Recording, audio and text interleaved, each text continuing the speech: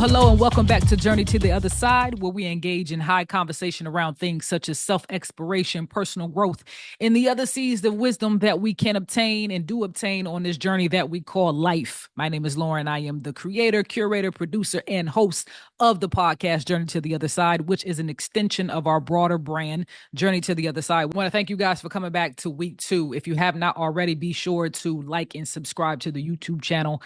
And check out our website as well. As I mentioned, we have a magazine which is actually out now. Volume 1 has just been released. It's free of charge, and we're actually working on Volume 2. And even share it with someone if you feel so inclined to do so. So glad to have you all join me here on this beautiful day, post-election day here in these United States of America. We're not going to get into that because we are here to, like I said, engage in high conversation and to give ourselves the space and the grace to be able to use the seeds of wisdom in the forms of different experiences and events that take place in this physical realm that we are in, and find ways that we can incorporate them into our day-to-day lives. And so that's what we're here to do. All right, let's get into it. This week's gem of the week. As I mentioned, we are in a post-election period here in these United States of America.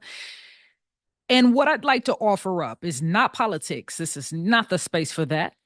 What I'd like to offer up for this week's gem is that thoughts are energy. Thoughts are energy. And if we know anything about energy, we know that energy cannot be destroyed. We can't get rid of it. It exists. It can bounce from place to place, from person to person, from molecule to molecule, whatever it is, it's energy. Cannot be destroyed. However, with energy, we have the ability to create it. We can reshape it. We can transform it. We just can't destroy it. So when we're thinking about thoughts as energy, what I pose for you all to consider this week is what type of energetic thoughts or what type of energies are you holding in your mind? If thoughts are energy, and if thoughts therefore have the ability to create, to shape, transform our realities, then what type of thoughts are you keeping in your mind? What are you thinking? What are you ruminating over? What are you telling yourself? What type of information are you consuming? How are you holding that information? Whether it be external information that's coming from the outside world or others and other perspectives, or the internal dialogue that is taking place within your own mind, within your own being. What the heck are you telling yourself? So thoughts as energy, or thoughts as things, an energy that has the ability to create, to transform, to reshape, and therefore affect that which we see and how we exist in our reality. What type of thoughts are you holding on to? Because it all starts in mind. Everything starts in mind. You had to have it in your mind first. You had a thought, and we think in images. So we have a thought, and that thought therefore gets transmuted and transcended into the body, and that's a whole nother show. We're not even going to get into that. But I just want to have you just start there, because if it starts in mind and thoughts are energy, then therefore what we think then becomes what we say, can then transform into what we feel, can then transform into how we act. So if it's all interconnected, we need to be mindful of that which we are feeding our minds. So mine your mind. That's the gem of the week. All right.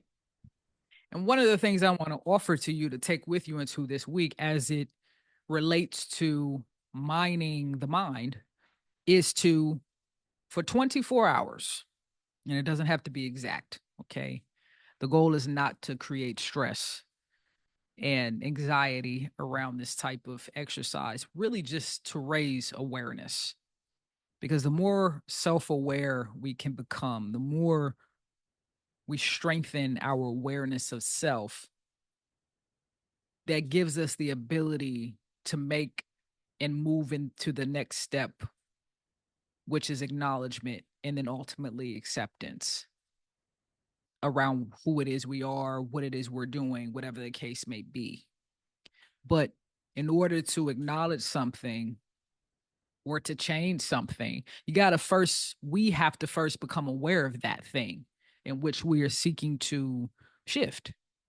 So, in mining the mind, exercise that I've tried for longer periods than 24 hours. Actually, I've done it for a week. I'm actually working on something now called the 30-Day Mental Diet by an author by the name of Willis, Kinnear. And I apologize if I mispronounce the name, but I'll link it in the description in case you're interested in it. But a good place to start is just 24 hours because it's just a day. And a lot of the times we're on autopilot through most of our days anyway, that it'll be a little bit more digestible, so to speak, to just do it for a day. So for one day, the goal is to write down what you're thinking. Write down the thoughts that come to your mind. And like I said, this isn't meant to be, a thesis statement or some type of complex assignment. It's really, you could do it in your smartphone, you can do it on a notebook, whatever is convenient for you and whatever you're actually going to cling to actually complete it. But for 24 hours, write down the thoughts that you have. And as you're writing those thoughts down, don't beat yourself up about it. Don't judge yourself about what's coming up. Oh my God, I just thought about how much I can't stand that person. Oh my God, I don't have any money. Oh, don't try not to do that. And if you find that as you're making note of these thoughts that come up, if you find that you go into judgment, just take a breath. Just pause for a second and just take a breath. And move into curiosity. And that's a more complex aspect of this exercise, but try to get curious about where's that coming from. And there are actual cycles that are taking place within our thinking, which leads to rumination and leads to habitual ways of thinking. That's another episode. But for 24 hours, just write down what you're thinking. And the goal of this is to start to open us up to be more aware of what's actually taking place. Because most of the time, we are operating on autopilot. Most of our thoughts are the same. I'm not a scientist, I'm not a doctor, and I'm not going to sit here and try to profess to be one. However, I know just from personal experience and from talking to so many other people just who are on their journeys, whether it be, their growth journeys or the spiritual journeys, whatever, most of the thoughts that are taking place within our minds on a day-to-day basis are habitual thoughts. We're on autopilot. I do know that the brain is hardwired for habit. And it leads to us having to use as much energy. If we can get into a habit, think about something. If you can get into a rhythm or a habit of something, I actually worked with a neuroscientist some time ago in a prior organization that I was with. And one of the things that he shared with us was the fact that we're hardwired for habit. And so our brains and our minds tend to look for shortcuts and patterns to things and ways to automate things because it leads to us being to conserve our energy. It is literally meant to keep us functioning at a certain capacity to help us store up much needed energy that we might need for fight or flight. Because if we go back to when we was out in the Serengeti or when we was out in, without all of this modern technology, and we actually had to discern from a different standpoint, we needed to be able to conserve that energy. So we needed to make very quick, scalings or choices or decisions so that we could survive. So when you think about that from a neuroscientist standpoint, and you think about how it's just become a part of the programming of who we are as human beings, then you can begin to understand the mind it's just doing what it needs to do. It's just a part of our programming as a species. So in order to disrupt that pattern, which serves a purpose, we have to give ourselves the space to become aware of what's actually taking place, what's happening, what's running through our minds through the day. And so for 24 hours, that's the goal. Write down what you're thinking about with no judgment. Just get it out of your mind. Put the words on paper or on tablet, phone, whatever, and just get it out of your mind. And then after you've done that, the next day, look at it and just take inventory. Just be observant. Practice being curious and just practice observing that which you have running through your mind most of the time on an unconscious basis, most of the day. And what are we trying to do here? We're simply trying to generate a higher level of awareness, because we can't change something if we're not aware of it.